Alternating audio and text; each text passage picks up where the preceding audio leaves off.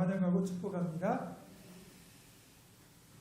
우리가 이제 살펴보는 것처럼 이 오늘 읽은 본문 앞서에서는 야고보 사도가 이 말의 중요성, 혀의 중요성에 대해 다룬 뒤에 자연스럽게 그 말과 혀로 이어지는 내용인 지혜에 대하여 다루고 있습니다. 너희 중에 지혜와 총명이 있다고 말하는 자가 누구냐 그러면서 이렇게 이제 오늘 본문을 시작하는데, 당시 초대교회에도 자신이 지혜롭다고 똑똑하다고 하면서 말을 앞세우는 사람들이 있던 것 같아요. 이런 사람들이 눈에 거슬렀던 야고보 사도가 말을 앞세워서 여기저기 사사건건 간섭하고 충고하고 선생노릇하고 다니는 사람들을 향하여 한마디 하는 겁니다. 교회에서 잘난 척하는 너희가 그렇게 지혜와 총명이 있다면 행함으로 그걸 증명해봐라. 앞에서 우리 살펴본 것처럼 믿음도 행함이 없으면 죽은 믿음이라고 말했고, 지혜도 행함이 없고 열매가 없으면 똑같이 가짜 지혜다 이렇게 말하는 거예요. 그러면서 야고보 사도는 지혜를 두 가지로 구분합니다. 위로부터 내려온 지혜와 땅 위의 지혜. 그러니까 위로부터 내려온 지혜는 당연히 하늘의 지혜, 하나님의 지혜를 말하는 거고, 땅의 지혜는 정욕의 것, 귀신의 것이라고 했는데 당연히 사탄의 지혜인 거죠. 그러니까 이 두 가지 지혜가 세상에는 공존하는데, 심지어는 그것이 교회 안에도 하나님의 지혜와 사탄의 지혜, 즉 하늘의 지혜와 땅의 지혜가 공존하고 있다는 거죠. 그래서 이 두 가지를 우리가 분별할 수 있어야 진짜 지혜, 즉 하늘의 지혜를 우리가 소유할 수 있고 그 지혜를 따라 행할 수 있다는 거죠. 자, 그러면 야고보 사도는 땅의 지혜를 먼저 이제 언급을 하거든요. 땅의 지혜는 14절부터 16절이에요. 다시 14절부터 16절 같이 있습니다. 시작. 그러나 너희 마음속에 독한 시기와 다툼이 있으면 자랑하지 말라. 진리를 거슬러 거짓말하지 말라. 이러한 지혜는 위로부터 내려온 것이 아니요 땅 위의 것이요 정욕의 것이요 귀신의 것이니 시기와 다툼이 있는 곳에는 혼란과 모든 악한 일이 있습니다. 그러니까 땅의 지혜, 사탄의 지혜는 마음속에 독한 시기와 다툼이 일어나요. 그리고 진리를 거슬러 거짓말을 하는 지혜. 그리고 그런 지혜는 시기와 다툼을 불러오고 혼란과 악한 일을 만든다는 거죠. 그러니까 결국 어떤 일의 과정과 그 결과를 보면 이게 하늘의 지혜인지 땅의 지혜인지 알 수 있다는 거죠.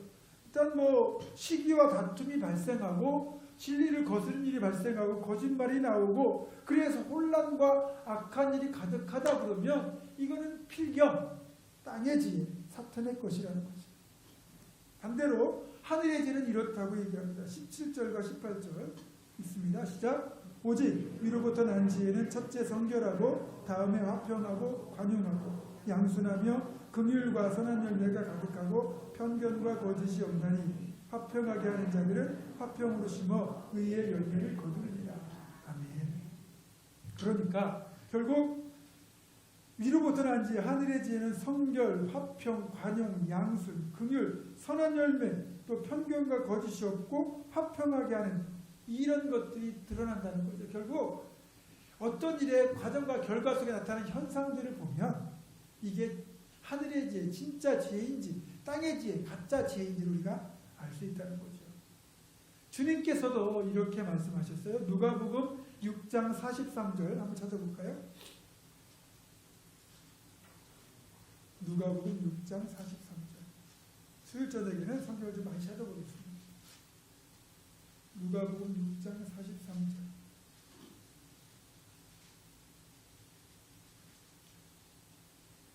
찾으셨으면 45절까지 43절부터 45절까지 같이 있습니다. 시작. 못된 열매 맺는 좋은 나무가 없고 또 좋은 열매 맺는 못된 나무가 없느니라.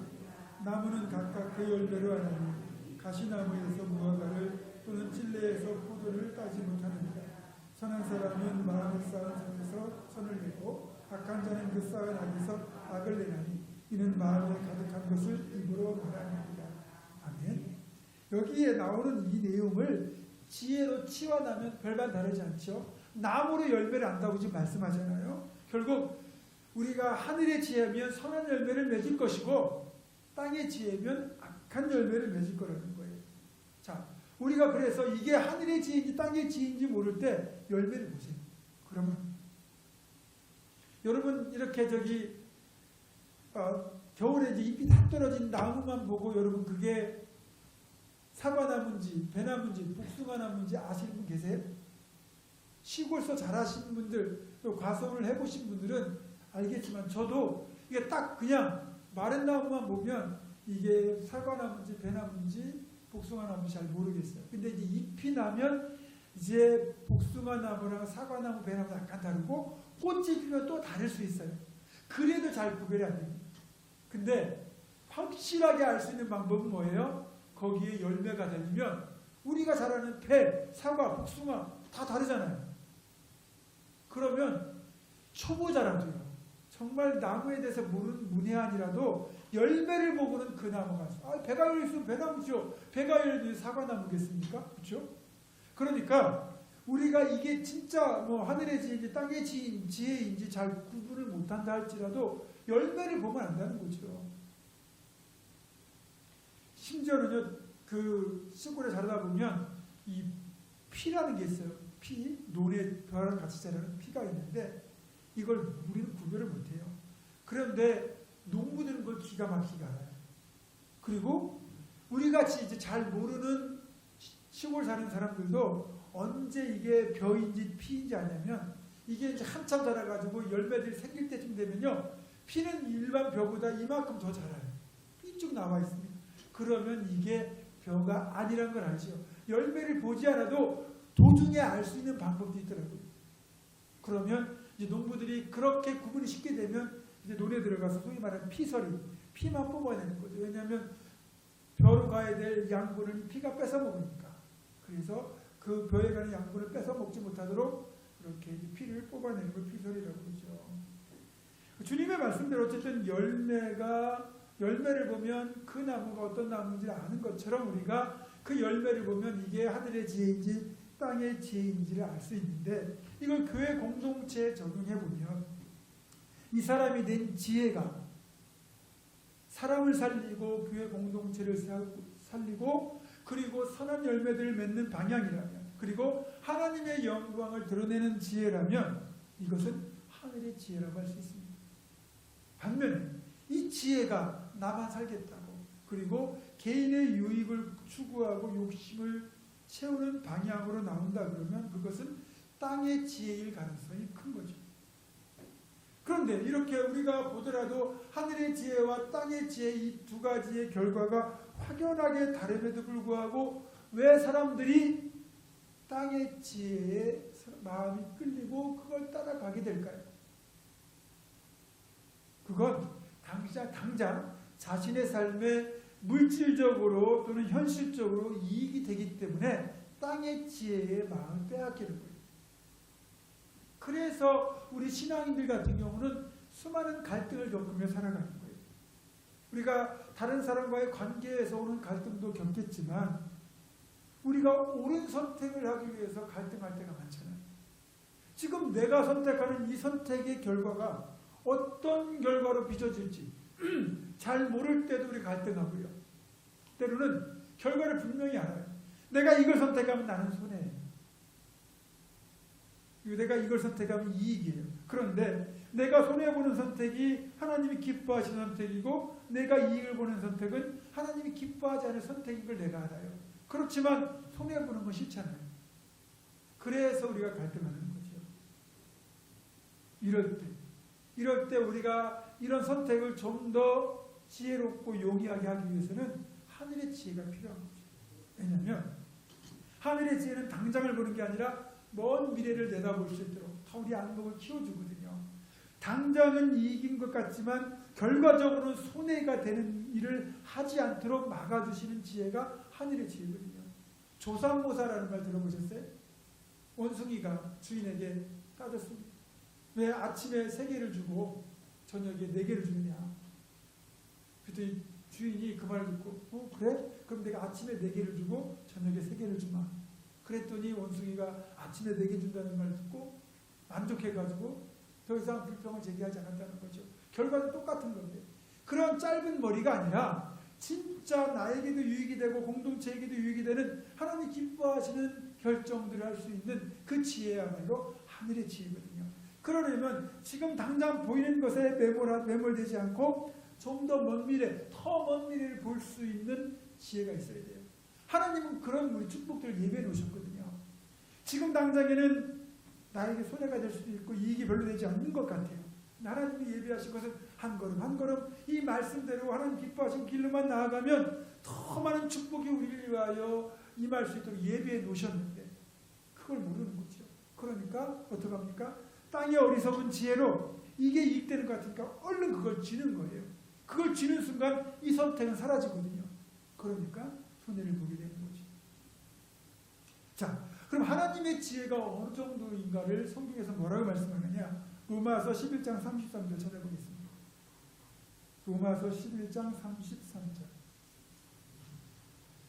마태마가 누가 요한복음 사도행전 다음에 로마서입니다. 로마서 11장 33절. 256쪽입니다.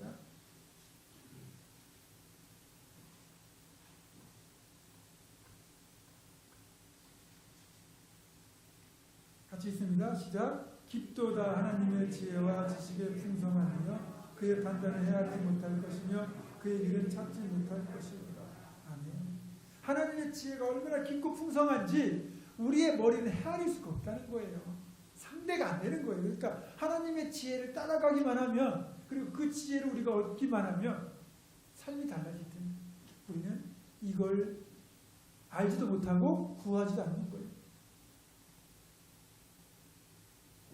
하나님의 이 놀라운 지혜, 그런데 여기에는 한 가지 비밀이 들어있더라고요. 하나님의 지혜는 사실은 희생하는 지혜예요. 내 것을 먼저 손해봐야 더 놀랍게 채워주는 지혜들인 거죠. 예수님이 그런 말씀하셨죠. 한 알의 밀이 땅에 떨어져 썩지 않냐면 한 알 그대로 있거니와 썩으면 풍성한 열매를 맺잖아요. 그렇죠? 그러니까 수백 배, 수천 배가 되는 거죠. 이집트 피라밋을 발굴하던 그 고고학자들이 그 미라, 그 안에서 미라를 발견했어요.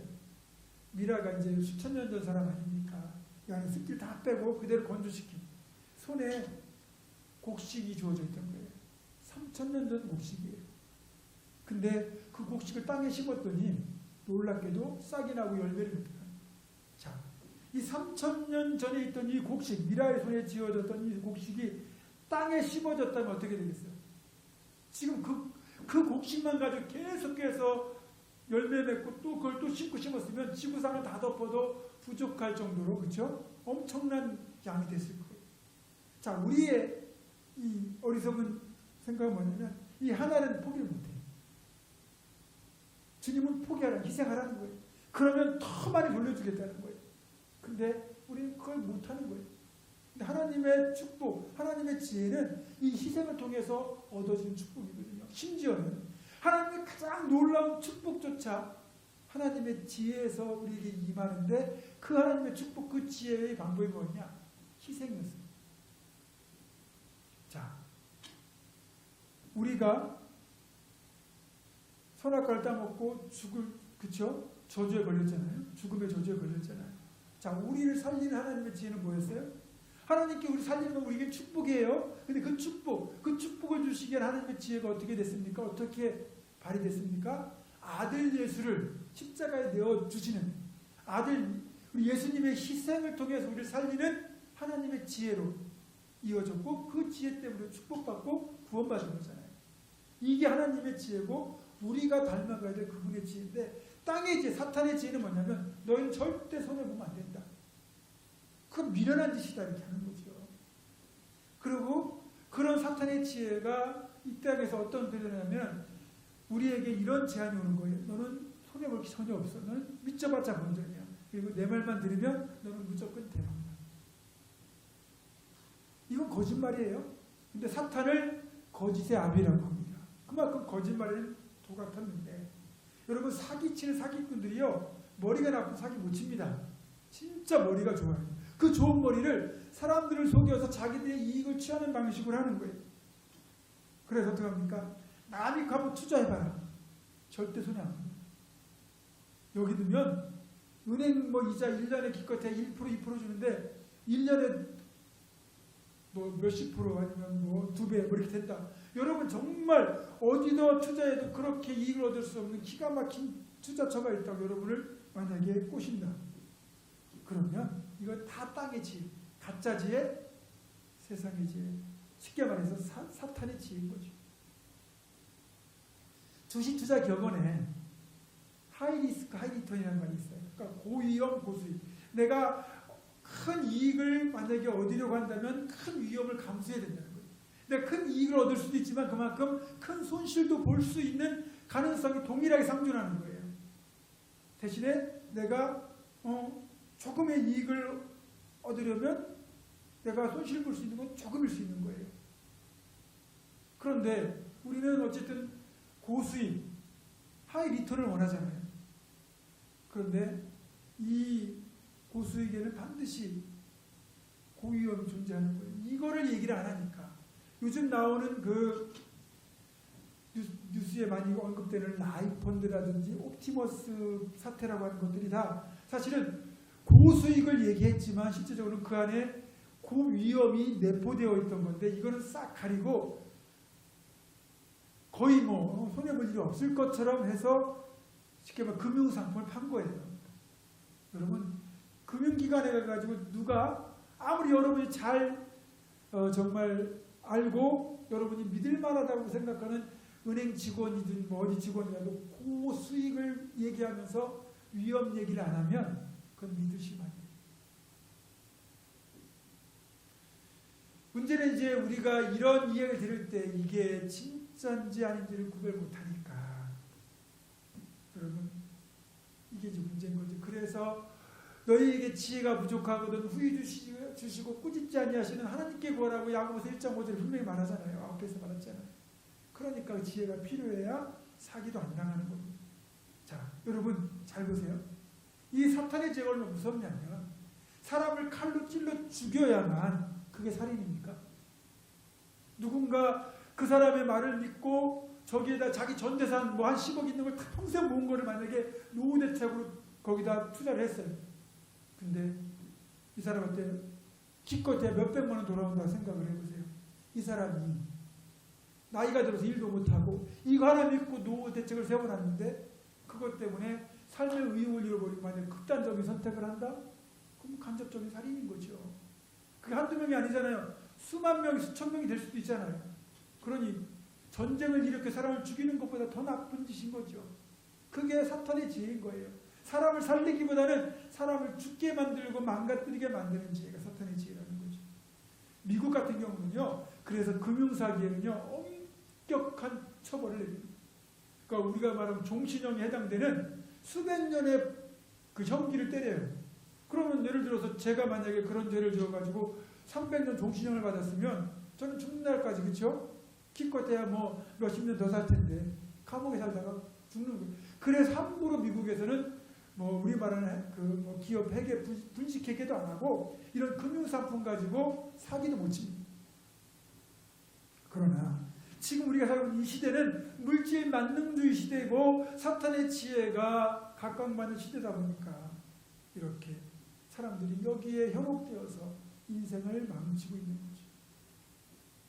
저는 이런 사탄의 심리, 사탄의 지혜가 세상의 성공신화 안에 들어와 있고 그런 성공신화를 문제가 이 교회도 추종을 하고 있다는 거죠. 세상의 성공 방식을 교회도 추종을 하고 있다는 거예요. 사탄의 지혜를 따라가려고 한다는 게 안타깝다는 거죠. 여러분 이 세상의 지혜 중에서 가장 좋지 않은 것 중에 하나가 악의 맺기입니다. 자, 시편 1편 한번 찾아볼까요?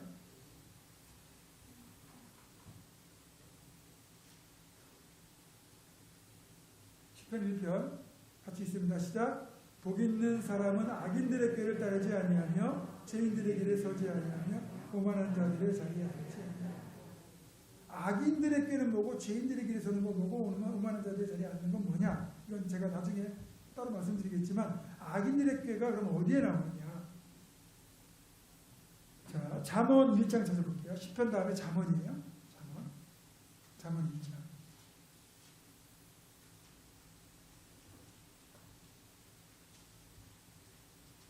잠언 1장 10절.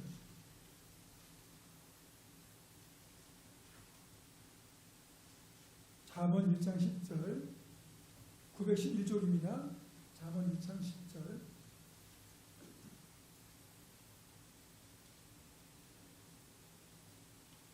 911쪽. 잠언 1장 10절부터 19절까지 교도갑니다. 내 아들아, 악한 자가 너를 깰지라도 따르지 말라.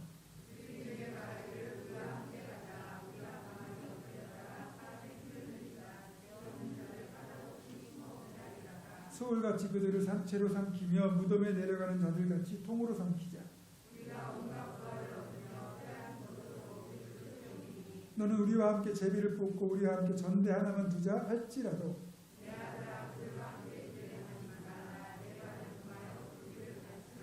대저 그 발은 악으로 달려가며 피를 흘리는데 빠름이니라. 그들이 가만히 엎드리면 자기의 피를 흘릴 뿐이요 숨어 기다리면 자기의 생명을 해할 뿐이니.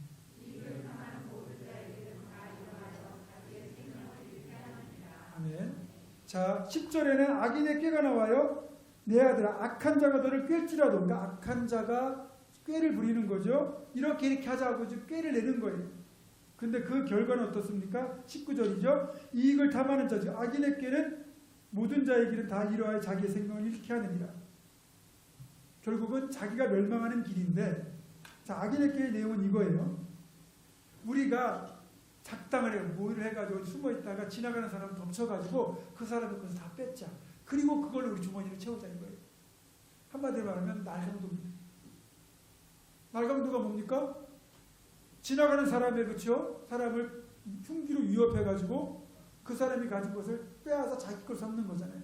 그러니까 예를 들어 제가 길을 가다가 날강도를 만났어요. 그리고 그 위협에 제가 어쩔 수 없이 살고자 제 있는 걸 다 내주잖아요. 그럼 제가 그날 뭐 무슨 일이 있어서 100만 원을 넣고 갔다가 날강도를 만나서 100만 원을 뺏기면 강도는 그날 얼마를 버는 거예요? 100만 원을 벌었죠. 저는 얼마를 손해본 거예요? 100만 원을 손해본 거죠. 악인의 꾀라는 건 그거예요. 내가 100을 얻기 위해서 누군가는 100을 손해보게 만드는 것. 이게 바로 악인의 꾀인 거예요. 이 중에서 여러분 중에서도 고수톱에 대가가 있는지 모르겠어요? 명절 때 가족들끼리 친구들끼리 모여서 뭐 심심풀이 고수 치는 거는 하나의 오락일 수도 있고 친구일 수도 있습니다. 괜찮습니다. 근데 이제 이걸 상상해 보자고요. 자, 사형제가 모였습니다. 사형제가 우리 명절 때 한번 신내 고수 쳐보자 그래가지고 20만 원씩 딱 판돈 준비해가지고 우리 이것만 치고 말자 그래가지고 사형제가 판돈 80만 원 걸고 고수를 쳤는데 여러분이 너무 잘해가지고 다 땄습니다. 여러분 얼마 번 거예요? 60만 원 버셨죠. 자, 그러면 여러분이 60만 원을 벌었지만 누군가는 60만 원을 잃은 거예요.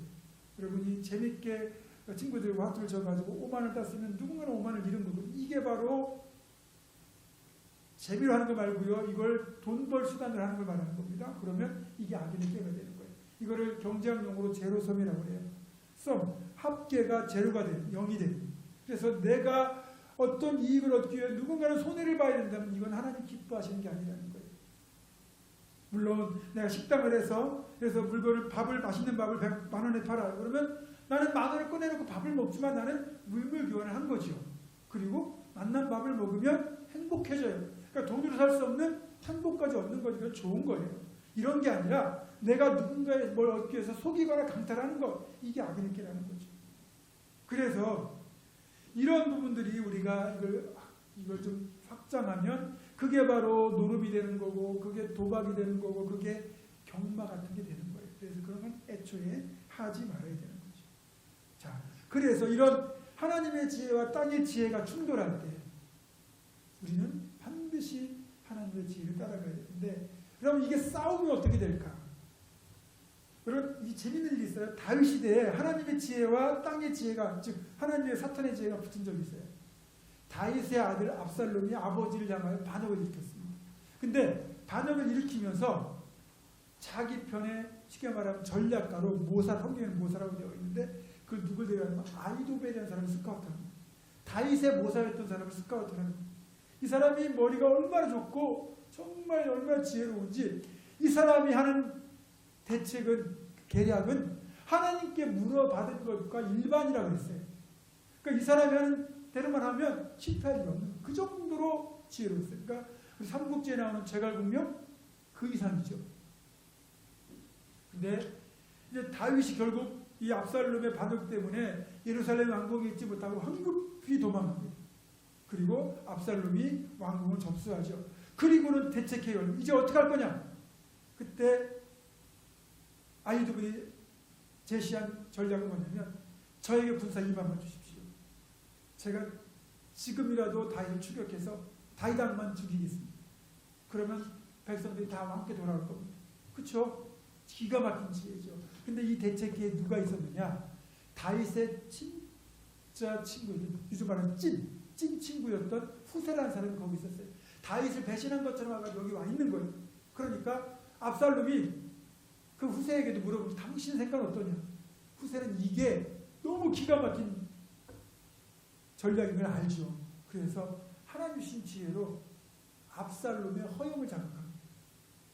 왕이시여, 다윗은 용사고 지금 새끼 뺏긴 곰처럼 지금 천득 독이 올라있기 때문에 지금 이렇게 하면 위험합니다. 왕께서 이스라엘 전역에 군사를 모아가지고 정말 그 많은 군사를 그냥 이슬이 그냥 땅에 내린 같이 그렇게 군사를 많이 모아가지고 다윗을 치십시오. 그러면 완전히 승리할 것입니다. 자, 생각해 보세요.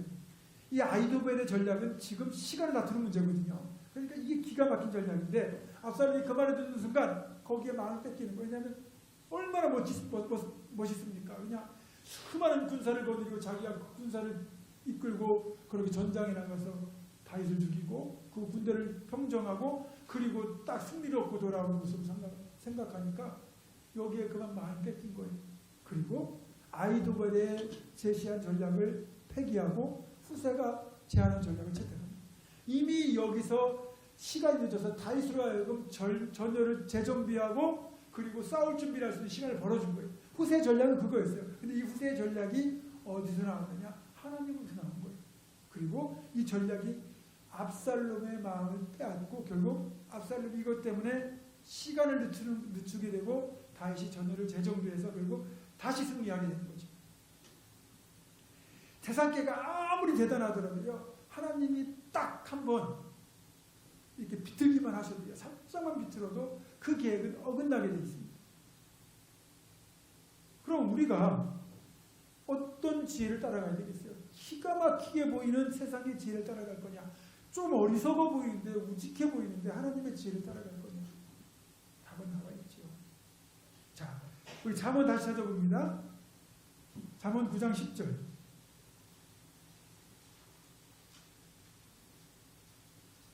그러면 이 지혜를 어떻게 얻느냐? 잠언 9장 10절. 시작. 여호와를 경외하는 것이 지혜의 근본이요 거룩하신 자를 아는 것이 명철이다. 지혜와 명철은 같은 내용이에요. 하나님을 잘 경외하는 것, 그분을 잘 알수록 알아가는 것, 그게 지혜와 명철의 비결이에요. 그러니까 여러분이 하나님만 잘 경외하면 여러분 자체는 세상 말로 하는 IQ나 이런 것들이 뭐 그렇게 높지 않아도 하나님 주신 지혜를 기가 막히게 분별하고 또 판단하고 행동할 수 있는 거죠. 그리고 그 하나님의 지혜를 사도 바울이 이렇게 표현합니다. 고린도전서 1장 25절입니다. 사도행전 로마서 고린도전서에 고린도전서 1장 25절.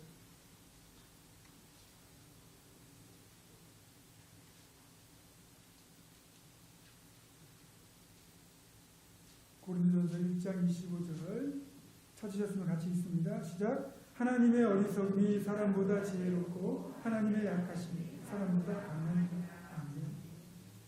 말씀드린 것처럼 하나님이 어리석어 보여도 그게 사람의 지혜보다 더 지혜로우시고 하나님이 약해 보여도 사람의 강함보다 훨씬 더 강하신 비교조차 안 되는 거죠. 우리가 사명 감당하려면 이런 하나님의 지혜, 하나님의 강하심이 필요합니다. 이제 2020년도 얼마 남지 않았지만 마무리 잘하고 2021년도에도 맡겨주신 사명 우리가 잘 감당해야 되는데 하나님 주신 지혜를 여러분들이 하나님을 경외함으로 받으시고 또 믿음으로 기도하여 받으심으로 그 주신 지혜를 가지고 정말 아낀 사명 지혜롭게 잘 감당하고 하나님 기뻐하시는 의의 열매, 화평의 열매, 선한 열매들을 가득가득 맺으시는 우리 모두가 되기를 주님의 이름으로 축원합니다.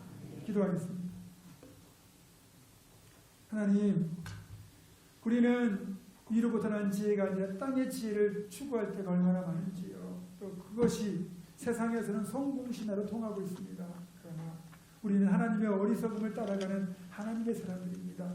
하나님의 어리석음이 사람의 지혜보다 더 지혜롭다고 분명히 말씀하셨는데 우리는 마음을 세상에 빼앗겨 세상의 지혜를 추구할 때가 너무나 많습니다. 하나님, 이 시간 다시 한번 결단하고 기도하오니 우리에게 지혜를 주셔서 무엇보다 하나님의 지혜를 주셔서 세상의 지혜를 차단하고 하나님만 따라갈 수 있는 결단력과 분별력을 더하여 주시고 그 지혜를 통하여 하나님 기뻐하신 선한 열매를 가득가득 맺는 하나님의 사람으로 모두가 온전히 쓰임받게 하여 주시옵소서. 예수님의 이름으로 기도드립니다.